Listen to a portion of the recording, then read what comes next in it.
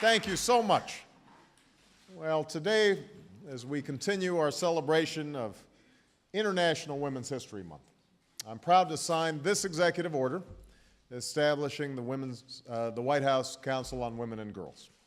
It's a council with a mission that dates back to our founding to fulfill the promise of our democracy for all our people.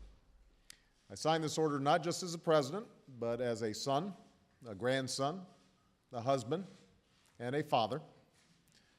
Because growing up, I saw my mother put herself through school and follow her passion for helping others.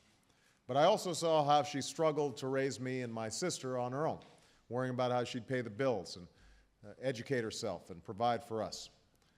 I saw my grandmother work her way up to become one of the first women bank vice presidents in the state of Hawaii, but I also saw how she hit a glass ceiling, how men no more qualified than she was kept moving up the corporate ladder ahead of her.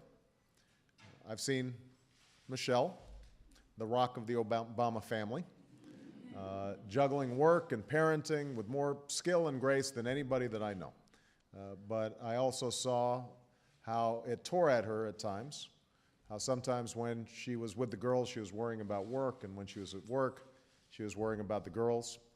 It's a feeling that I share every day. In so many ways, the stories of the women in my life reflect the broader story of women in this country, the story of both unyielding progress and also untapped potential. Today, women make up a growing share of our workforce and the majority of students in our colleges and our law schools. Women are breaking barriers in every field, from science and business to athletics and the armed forces. Women are serving at the highest levels of my administration. And we have Madam Speaker presiding over our House of Representatives.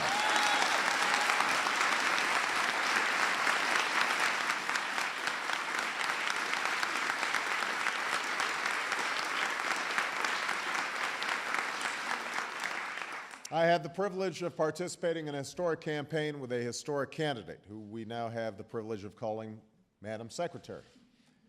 But at the same time, when women still earn just 78 cents for every dollar men make, when 1 in 4 women still experiences domestic violence in their lifetimes, when women are more than half of our population but just 17% of our Congress, when women are 49% of the workforce but only 3% of our Fortune 500 CEOs, when these inequalities stubbornly persist in this country, in this century, then I think we need to ask ourselves some hard questions.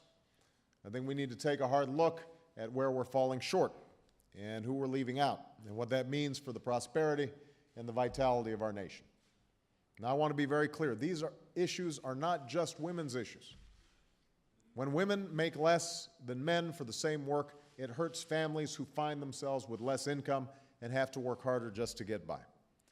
When a job doesn't offer family leave, that also hurts men who want to help care for a new baby or an ailing parent.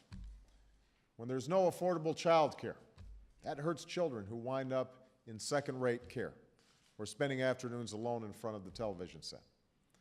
And when any of our citizens cannot fulfill their potential because of factors that have nothing to do with their talent, their character, their work ethic, that says something about the state of our democracy.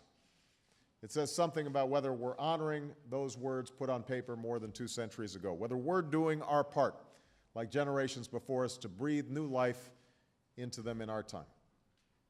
That, above all, is the true purpose of our government, not to guarantee our success, but to ensure that in America all things are still possible for all people. Not to solve all our problems, but to ensure that we all have the chance to pursue our own version of happiness. To give our daughters the chance to achieve as greatly as the women who join us today. That's the impact our government can have. It's the impact of a Health and Human Services Department that funds research by women like Dr. Nina Federhoff, a biotechnology and life science pioneer,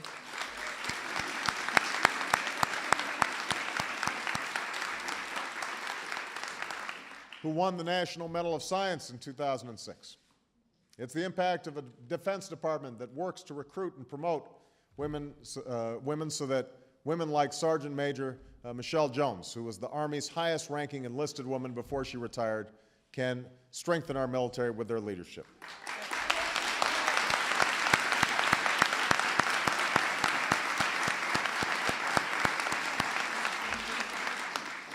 It's the impact of the Department of Education that enforces Title IX.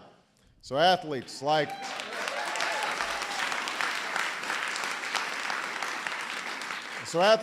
Olympic gold medalist Dominique Dawes and Lisa Leslie have a level playing field to compete and to win. It's the impact of a White House and a Congress that fight for legislation like the Lilly Ledbetter Fair Pay Restoration Act so that all women can get paid what they deserve.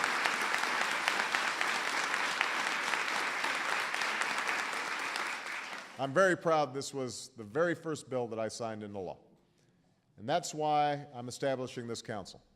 Not just to continue efforts like these, but to enhance them. The council will be composed of the heads of every cabinet and cabinet-level agency, and will meet on a regular basis. We have many of those cabinet members here. Some of the men showed up. We put them in the second row. But they're going to be fighting.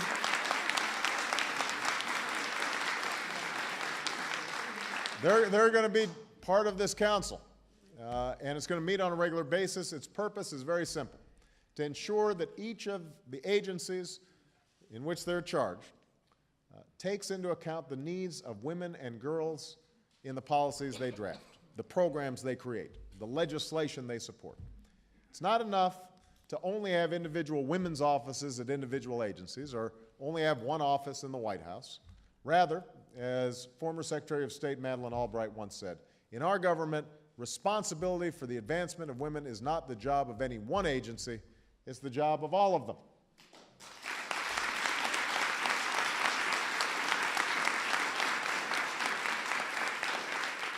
And she should know. She helped lead an interagency women's initiative during the Clinton administration.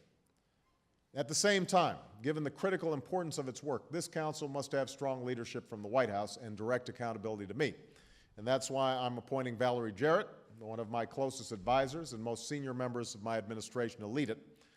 Tina Chen, another senior member of my White House staff, will serve as the council's executive director. In the end, while many of the challenges women and girls face are new, the work of this council is not. It's been with us for generations. Frances Perkins, who was President Franklin Roosevelt's Secretary of Labor and the first woman to serve in the cabinet, a great hero of the New Deal, described it well when she said, "I had a kind of duty to other women to walk in and sit down on the chair that was offered, and so establish the rights of others long hence and far distant in geography to sit in the high seats." To sit in the high seats. That is why I'm standing here today, because of what my mother and grandmother did for me, because of their hard work and sacrifice and unflagging love. That's what Michelle's doing right now, thinking every day about making sure that Malia and Sasha have the same opportunities as anybody's sons do. It's why so many of us are here today, because of the women who came before us, who were determined to see us sit in the high seats. Women who reached for the ballot and raised families and traveled long, lonely roads to be the first in the boardroom or in the courtroom or on the battlefield or in the factory floor. Women who cracked and shattered those glass ceilings so that my daughters and all of our sons and daughters could dream a little bigger and reach a little higher. So now it's up to us to carry that work forward, to ensure that our daughters and granddaughters have no limits on their dreams, no obstacles to their achievements, and that they have opportunities their mothers and grandmothers and great-grandmothers never dreamed of. That's the purpose of this council. Those are the priorities of my presidency, and I look forward to working with all of you to fulfill them in the months and years to come. All right, so I'm going to go sign this thing. Thank you very much.